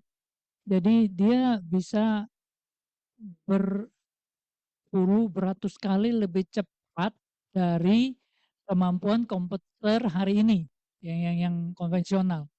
Jadi tulang punggung security akan hancur. Tulang punggung security di dunia ini adalah enkripsi. Enkripsi 256, enkripsi 512.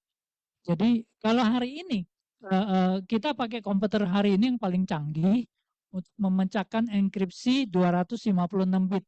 Cara memecahnya gampang, namanya brute force. Jadi kalau Bapak itu punya koper 00 yang 3 huruf itu, wah gue lupa nih nomornya. Ya cobain aja 000 1 terus sampai 999 pasti dapat, ya kan?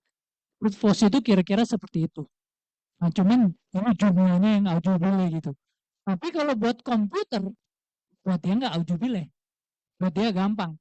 Nah karena linknya itu banyak, jadi sekarang kalau 256 bit pengen dipecahkan dengan komputer hari ini, kira-kira saya pecahin itu pakai komputer, terus saya wariskan ke keturunan saya sampai cucu sampai buyut, tapi belum capai 256 dengan komputer seperti hari ini. Tapi kalau dengan quantum computing itu rasanya dalam waktu beberapa jam juga jebol gitu loh.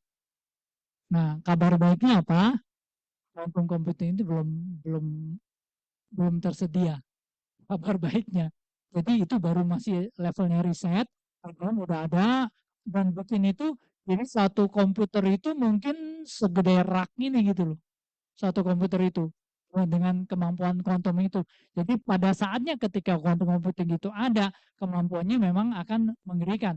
Tetapi kabar baiknya belum ada. Kabar kedua, kalaupun quantum computing itu ada, lalu mereka sudah menemukan cara pengamanan enkripsi yang quantum computing tempered, aman.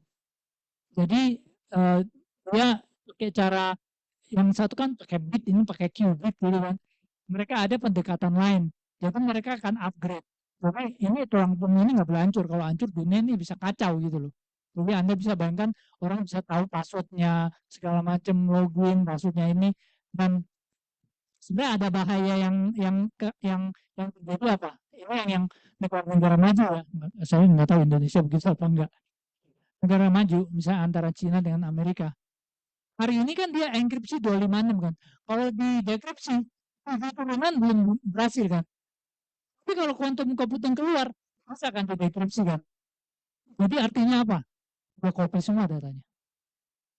Data yang di copy kan dia enkripsi kan. Dia kan bisa baca, nggak apa-apa, gue simpen.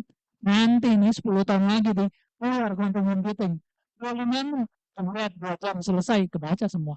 Itu yang terjadi sekarang. Jadi negara-negara maju mengerti apa yang terjadi itu. Mereka hari ini dia copy, lu encrypt, gua copy. Gua nggak tahu kuncinya, gua copy. Nanti quantum computingnya udah jadi, nah data itu kebuka semua. Jadi itu yang terjadi. Tapi dari ancaman kita nggak perlu takut lah. Nanti mereka akan dapatkan metode pengamanan baru karena mereka pasti lebih berkepentingan. Lembaga institusi finansial, institusi yang mengamankannya itu udah ada di banyak organisasi udah keluar suaranya. Oh, kita udah ada metode yang aman dari pemecahan quantum computing. Karena kan sekarang kan cuman brute force. Jadi quantum computing unggul sekali dalam brute force. Kalau ke pasal gitu, dia dalam waktu yang biasa 1 jam baru ketemu, dia cobain satu jalan A, jalan B, jalan C, sampai rupanya jalan Z yang kebuka gitu. Dia cobain jalan A sampai jalan Z itu 1 jam gitu. Kalau quantum computing sekali coba, yang cobanya tuh 70 orang, jebret, tinggal 1 jam, tinggal 3 menit gitu loh. Kira-kira seperti itu. Kasih baik Pak Alfons. Jadi memang quantum computing ini menjadi tantangan di masa depan kali. Dan peluang yang sangat besar. Dan ini itu cuma memecahkan enkripsi dan juga banyak pengetahuan, banyak hal-hal yang rumus-rumus yang DNA pun kita udah bisa pecahkan sekarang, tapi banyak ilmu kedokteran yang lain yang membutuhkan riset yang paling luar biasa. Nah itu akan sangat terbantu oleh quantum computing. Dan tapi jangan salah juga, quantum computing itu tidak akan menggantikan komputer hari ini loh. Mereka itu cuma unggul di beberapa aspek yang saya sebutkan tadi. Jadi kalau aspek pemrosesan biasa, quantum computer nggak bisa. Jadi mesti diprogram ulang, programnya mesti bikin ulang karena cara kerja totally berbeda. Kira-kira gitu. Oke, makasih banyak Mas Alfons. Oke, demikian Mbak Hernita, mungkin ini bisa jadi masukan juga nih buat teman-teman DPID, mungkin nanti review-nya gitu ya. Tahun 2030 tuh udah mulai melihat quantum computing gitu. Mungkin kita juga, ini di sini ada teman-teman DLDS juga nih ya kayaknya ya. Ini juga bisa jadi nih shadow kita gitu, gimana kita menghadapi quantum computing dalam rangka cyber security gitu ya. Karena ternyata quantum computing ini seperti pisau ya, dipakai sama koki makanannya enak, dipakai sama penjahat jadi senjata pembunuh gitu ya. Oke, terima kasih Pak Alfons untuk pemaparannya. Mungkin pertanyaan kedua dengan Mbak Resti dari DLDS, ini terkait sih penyebab utamanya gitu ya, kita terkena serangan cyber gitu. Mungkin ada inspirasi mungkin dari sisi orangnya gitu. Mungkin Pak Alfons ada pemaparan. Bergantung levelnya. Kalau misalnya level antar negara ya musuhnya negara. Kalau levelnya umum ya ini. Kalau levelnya negara, state actor itu nggak ada harapan kita bisa menang. Jadi kalau misalnya state actor itu misalnya jadi state actor itu negara, dia punya dana tidak terbatas, dia punya sumber daya tidak terbatas, dia ingin mencapai satu tujuan, mereka akan bisa. Kita di ruangan ini nggak ada satupun lah yang terancam oleh itu. Yang terancam oleh itu mungkin yang presiden, menteri pertahanan, atau pemilik dari perusahaan enterprise yang punya rahasia yang luar biasa, itu diincer. Atau kayak Iran sama Israel lagi perang, dia mau nyerang instalasi nuklirnya, nah itu diincer, itu state actor. Jadi itu level itu, kalau state actor itu kita nggak bisa bicarakan itu, mereka punya 1001 cara, dan ada tools yang populer namanya Pegasus kan. Jadi even handphone ini pun sudah aman, mau Apple pun itu bisa jebol gitu. Karena ya itu state actor ya duitnya nggak ada serinya gitu.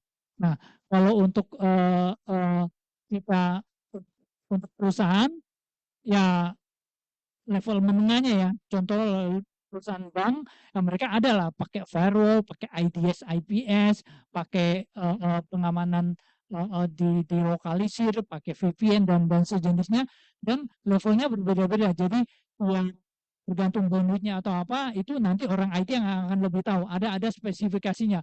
Oke, bandwidth gue segini, database gue segini, butuh alat ini seperti ini. Nah, ada pengalaman yang menarik, di mana di Spanyol dulu ada satu perusahaan hacker, dia ngehack orang, ya kan, dan banyak negara yang pakai layanannya dia, dari Ethiopia, dari tiap negara Timur Tengah banyak yang beli layanannya. Waktu itu ada eksploitasi Adobe Flash gitu loh. Karena kalau dulu ingat Flash ada di mana-mana. Nah itu nggak ada yang tahu. Ada namanya zero day vulnerability, ada kelemahannya yang berhasil dijebol, dan perusahaan ini ngejual itu. Mereka diam-diam nggak mau kasih tahu flash. Aturannya kalau ada celaka keamanan mesti kasih tahu supaya tutup celaka keamanan supaya nggak bisa eksploitasi. Mereka jual ini, nah perusahaan yang jual ini dijebol. Jebolnya loh, namanya hacker yang jual ini malah dia dijebol karena dia pakai firewall jadul. Dia pakai Sonic Wall yang udah 4 tahun, udah 10 tahun. Nah, masalahnya apa? Kalau kamu beli software, kalau kamu beli hardware, firewall, Sonic Wall itu firewall, itu kan yang ngendalinya kan software kan. Nah, software itu, hukumnya software itu gini, manusia tidak ada yang sempurna. Ciptanya tidak ada yang sempurna. Software itu ciptaan manusia. Jadi software itu tidak sempurna. Karena buktinya apa? Kamu bisa ke securityfocus.com, di sana tiap hari ada keluar Safari, kelemahannya ini. Operasi paling aman Oracle, ada kelemahannya ini. Nah, kelemahannya itu ada namanya CVV berapa, ada identifikasinya. Lalu CVV ini lalu dijelasin kelemahannya ini, lalu ada cara eksploitasinya gimana gitu loh. Nah, tiap hari semua itu selalu ada. Tapi ciptaan manusia itu nggak ada yang sempurna. Nah, sehingga ya waktu beli si firewall ini 10 tahun, mereka lupa bahwa ini tuh udah nggak di-update firmware-nya gitu loh. Firmware-nya tuh kalau misalnya ada kelemahan, kalau kita pakai handphone, tiap dibilang tolong untuk diupdate handphonenya, itu sebenarnya untuk menutupi celah keamanan juga selain memberikan fitur baru gitu loh. Jadi kalau Anda dapat disuruh update baik di komputer, di handphone atau aplikasi, kalau mau aman ya Anda update. Kalau nggak update ya nanti celah keamanan yang harusnya ditutup oleh update itu nggak ditutup ya Anda bisa dieksploitasi gitu. Jadi gambarannya seperti itu. Itu kalau di perusahaan, bahkan perusahaan yang hacker aja, gue ceroboh pakai Sonic Wall, firmware-nya firmware jadul, dan nggak diupdate lagi. Maka solusinya apa kalau yang perusahaan itu? Jangan pakai Sonic Wall yang jadul, pakai yang baru. Maka harus pakai aplikasi yang firmware-nya di-maintain oleh vendornya, intinya itu. Kalau kamu pakai yang jadul, tetap jalan, firewall jalan segala macam. Tapi kalau firmware-nya, firmware itu software untuk mukanya, itu nggak diupdate, ya banyak celah keamanan mereka jebol. Mereka jebol situ, masuk ke seluruh jaringan. Dan hancur tuh satu perusahaan gara-gara itu. Nah kalau yang untuk personal ya tadi, call, payment fee, one time. Itu cara ngamankannya. Terima kasih Pak Alphonse. Nah itu tadi mungkin yang kalau di level kita ini level personal berarti tadi tuh yang harus dihafal adalah call, payment fee, one time. Mungkin seperti itu Mbak Resti. Oke, penanya terakhir dari Mbak Rizky dari DPPT. Ada 2 Pak Alphonse. Jadi yang pertama tuh VPN itu yang tadi yang itu produknya apa namanya? Nanti teman-teman di sini bisa install gitu ya. Lalu pertanyaan yang kedua itu bagaimana mengaktifkan factor authentication gitu. Kurang lebih seperti itu Pak Alphonse. Oke, itu sih gampang aja. Kamu cari di ya kayak belanja di Topet lah. Lihat yang reviewnya banyak, jualannya banyak. Walaupun kemarin juga ada satu toko yang udah 5 tahun tapi nipu juga gitu loh. Dan saya sinyalir punya dibajak, berhasil dibajak. VPN, kamu juga bisa pakai bukan VPN sejenis VPN,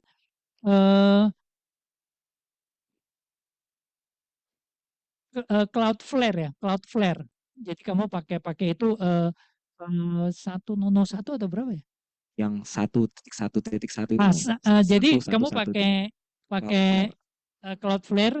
Jadi kamu pakai 1.1.1.1 itu semuanya kamu ituin ke Cloudflare gitu. Semua traffic kamu ituin ke Cloudflare. Nah, kalau VPN yang itu saya waktu itu saya pernah beli yang VPN seumur hidup gitu loh. Ada di Social Truth atau apa. Jadi saya pakai VPN Unlimited. Waktu itu saya bayar $150. Saya dapat 5 account untuk seumur hidup. Jadi baru saya pakai. Terus saya pakai lagi Fastest VPN. Jadi sosial apa gitu lupa namanya. Jadi itu 2. Jadi ini intinya tuh biasanya yang gratisan tuh kamu terima di forum di mana ya itu malah bukan gratisan, itu semua penipu mancing gitu loh. Jangan pernah cari yang gratisan yang nggak jelas gitu loh. Kira-kira itu yang pertanyaan keduanya. mengaktifkan Nah, two-factor Nah, authentication? aktifan TFA itu memang butuh satu ini, butuh usaha yang berbeda. Jadi saya sarankan gini, nomor satu yang harus kamu amankan itu email dulu. Nomor satu. Yang lainnya nomor dua. Nomor satu email atau nomor ponsel. Kalau bisa jangan prepaid, kalau bisa postpaid. Kenapa? Karena kalau prepaid terus ganti handphone, kalau itu prepaidnya nyangkut ke akun bank kamu celaka. Karena OTP-nya akan diambil orang yang beli kartu prepaid kamu gitu. Kalau bisa postpaid. Atau kamu prepaid tapi kamu jaga banget gitu loh. Nah, kenapa email itu yang harus dijaga? Karena email itu merupakan ibu dari segala akun. Kamu buka Facebook, Instagram, buka apa, kamu itu pakai email. Tapi kalau kamu udah aman Facebooknya, Instagramnya, TFA segala macam, emailnya dibaca ya selesai juga. Kenapa? Karena dia kan konfirmasi ke email gitu. Karena itu nomor satu email dulu. Nah, caranya beda-beda. Kalau misalnya untuk Gmail, kalau kamu masuk ke security, lalu di situ ada activate two-factor authentication. Nah, waktu activate itu, kamu tinggal nyalain Audi-nya.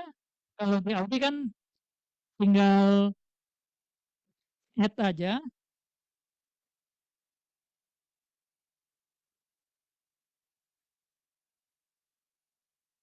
Ini ada tanda tambahnya di sini. Nah, tinggal add. Nah, add-nya caranya nih, kamu bisa scan QR code atau enter code manualnya gitu. Jadi di perangkat Gmail-nya, kamu masuk ke security-nya, lalu activate two-factor authentication. Waktu kamu activate, dia akan keluar QR code. Nah, QR code itu kamu activate di sini, lalu kamu scan. Nah, dia akan langsung second tuh. Jadi dia tahu ini rumusnya seperti apa, Sebenarnya ini cara kerjanya, prinsipnya sama dengan token BCA. Jadi token bank bukan salah, nggak boleh sebut nama. Jadi token bank itu, jadi kan antar bank itu kan saya punya token 5 gitu ya, bank yang sama gitu. Tapi token yang ini kan nggak bisa pakai untuk akun yang berbeda gitu kan. Nah, jadi waktu pertama kali mau aktivasi token itu kan sama. Diminta nomor rekening ini, nomor tokennya berapa gitu loh. Oh, lihat belakangnya nomor serinya kan. BS1345 kita masukin. Nah, sebenarnya itu dia tuh sinkronisasi. Oh, kalau si BS1345 nih di servernya udah tahu.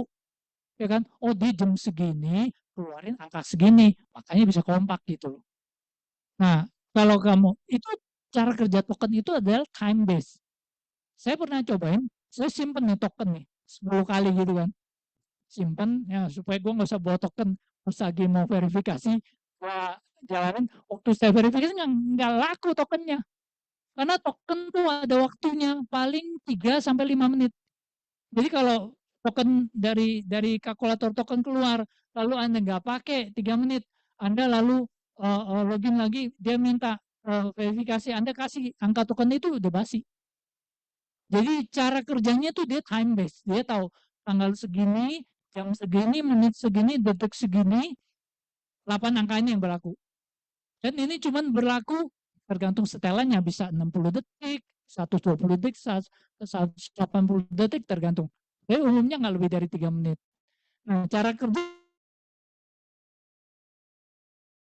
semua gator. Nah, jadi itu jadi waktu mereka scan itu sebenarnya kasih tahu serial number-nya ini nih, authenticator-nya ini gitu.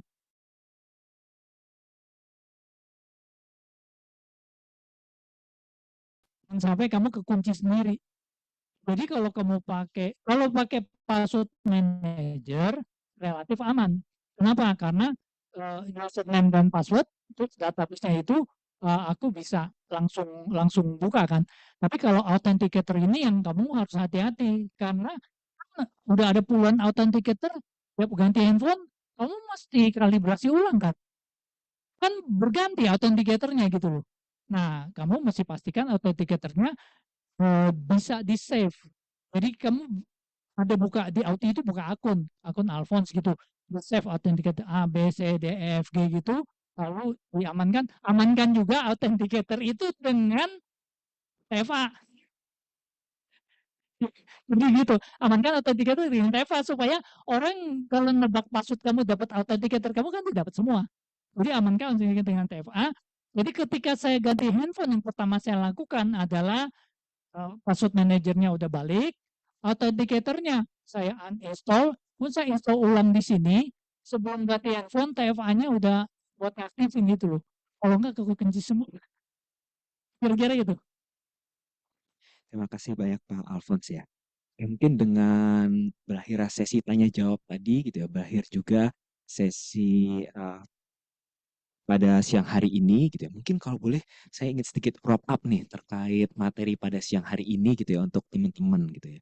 Jadi kalau tadi kita dengan pemaparannya Pak Alphonse gitu, jadi yang pertama itu dalam menjaga keamanan diri kita gitu. Serangan cyber itu yang pertama harus tetap tenang ya Pak Alphonse ya. Kita pertama harus tenang dulu nih Bapak Ibu karena serangan cyber ini nih ibarat nasib buruk gitu ya Pak Alphonse ya. Kita tuh tahu kapan akan diserang gitu dan dia nggak nunggu kita siap gitu. Jadi kita harus siap kapanpun gitu ya sebelum serangan cyber itu menyerang gitu.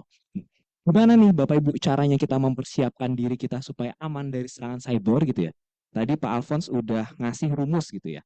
Call Paman V one time gitu. Jadi yang pertama itu aktifkan fitur True Color gitu ya. Jadi tujuannya itu biar Bapak Ibu itu tenang, aktifin tuh di handphonenya True Color. Jadi kelihatan kalau ada spam atau ada tindakan kejahatan cyber yang mau menyerang gitu ya, Bapak Ibu bisa tahu dan nggak perlu angkat teleponnya gitu ya. Lalu yang kedua itu Paman. Nah, Paman itu adalah password management gitu ya. Jadi Bapak Ibu nih mulai nih di handphonenya di download aplikasi password management gitu ya. Jadi ini ada dua keuntungan nih password management. Yang pertama itu adalah Bapak Ibu tuh nggak perlu ngapalin banyak password gitu. Cukup satu password management itu. Nah, di dalam situ ada berbagai macam account dan password Bapak Ibu gitu. Jadi misalkan mau login cukup pakai password management, nanti di situ dilihat usernya apa. Itu yang pertama. Yang kedua, itu juga memberikan kita double gembok ya, double pengamanan gitu. Jadi misalkan handphone Bapak Ibu hilang gitu ya, password pertama kebuka, nah mereka masih belum bisa ngebuka password yang lain karena ada password management gitu ya. Lalu yang kedua itu pakai VPN gitu. Kenapa? Karena kalau kita itu terhubung ke internet, otomatis tuh kita akan ngelewatin semacam jalan raya gitu. Di mana jalan raya itu kita akan ketemu banyak orang gitu ya, ketemu persimpangan gitu. Semakin banyak resiko data-data kita itu bisa dibegal tadi, begal cyber tengah jalan. Makanya gunakanlah VPN. Kalau VPN tuh mungkin ibaratnya kayak terowongan pribadi gitu ya Pak ya. Jadi yang lewat di situ tuh cuman kita aja gitu ya. Tapi yang perlu diwaspadai adalah pilih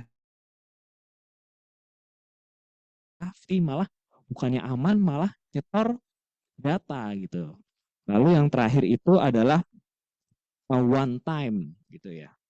One time ini artinya kita menggunakan secure two factor authentication gitu. Jadi di mana kalau Bapak Ibu mau login dan sebagainya itu biasanya dalam bentuk OTP gitu. Nah, ini yang mampu memberikan perlindungan nih dari Bapak Ibu dari serangan cyber. Itu yang kedua. Lalu yang ketiga itu adalah nah ini nih, kalau Bapak Ibu khususnya yang bekerja di institusi gitu ya, butuh AI, generatif AI dalam menjawab pekerjaan-pekerjaan Bapak Ibu. Nah, ini hati-hati nih. Gunakan generatif AI yang sifatnya offline. Kalau tadi Pak Alphonse menyampaikan pakai DeepSeek ya. DeepSeek ini ada versi offline-nya Bapak Ibu. Jadi jangan kalau Bapak Ibu menerima nih materi RDG 200 halaman gitu kan. Terus dibikin pointers dalam waktu 30 menit. Nah, itu hati-hati tuh jangan masukin file RDG-nya bahan materinya itu ke generatif AI gitu, ChatGPT gitu minta rangkum itu jangan. Tapi carilah generatif AI yang sifatnya offline gitu ya, sehingga itu mampu menjaga rahasia institusi kita gitu. Kalau bisa dari institusi menyediakan bisa dananya premis gitu ya. Ya. Oke, on premise jadi kita mungkin nanti jadi masukan nih dari menjadi masukan bagi Satker SI di BI gitu ya. Mungkin kita bisa mencoba build up sendiri generatif AI-nya gitu. Jadi tidak tergantung pada generatif AI online gitu. Lalu yang terakhir nih, nah security itu seperti diet ya Pak Alphonse ya, gaya hidup gitu. Jadi ini nggak bisa one time. Jadi jangan sampai Bapak Ibu, oh tadi udah pakai Paman V one time gitu ya, terus habis itu selesai gitu. Enggak. Ini seperti semacam gaya hidup gitu. Jadi Bapak Ibu harus perlu perhatikan nih tiap kali ganti password gitu ya, atau menempatkan tadi handphone, karena handphone itu kayak udah jadi nyawa kedua ya Pak Alphonse ya. Once handphone itu hilang, wah itu ngurusnya itu udah susah banget Lebih kayaknya. sering dibawa dari istri ya. Iya, lebih sering diingat dari istri ya. Nah, mungkin itu kesimpulan pada pemaparan pada siang hari ini. Mungkin dari Pak Alphonse ada yang ingin ditambahkan terakhir? Oke, pun kalau dari Pak Alphonse sudah cukup, jadi harapan kami gitu ya, dengan mengikuti talk show pada siang hari ini gitu ya, ini memberikan kesadaran, kebiasaan pada Bapak Ibu terus menjaga data pribadi kita secara hati-hati. Harapannya dari acara ini juga kita menjadi lebih bijaksana, waspada dan cerdas dalam beraktivitas di ruang digital sehingga tetap anti retas, anti panik menghadapi berbagai tantangan di zaman teknologi digital ini. Demikian kalau dari saya, selanjutnya ini kita ada satu sesi khusus nih. Ini teman-teman BINS nih baru ngeluarin khususnya perpustakaan ya, ngeluarin buku-buku terbaru, termasuk terkait buku-buku terkait cyber security. Nah, mungkin ini ada video dari BINS bisa disimak bersama-sama. Jadi yang pertama ini ada CCP Certified Cloud Security Professional. Lalu ini ada Cyber Security for Business Organization Work Strategies. Lalu ada ini Cyber Crisis. Dan terakhir All Interactive Development and Operation. Ini adalah 5 buku baru dari BINS. Mungkin nanti Bapak Ibu dapat kunjungi perpustakaan BI dan bisa melihat solusi-solusi terbaru dari perpustakaan.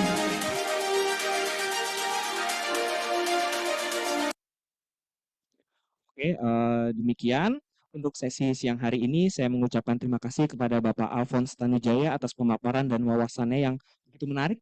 Semoga apa yang kita terima hari ini itu bisa menjadi bekal kita ke depan dan menjaga diri kita dari serangan digital. Demikian, semoga acara yang bermanfaat dan menginspirasi. Wassalamualaikum warahmatullahi wabarakatuh. Saya kembalikan kepada MC.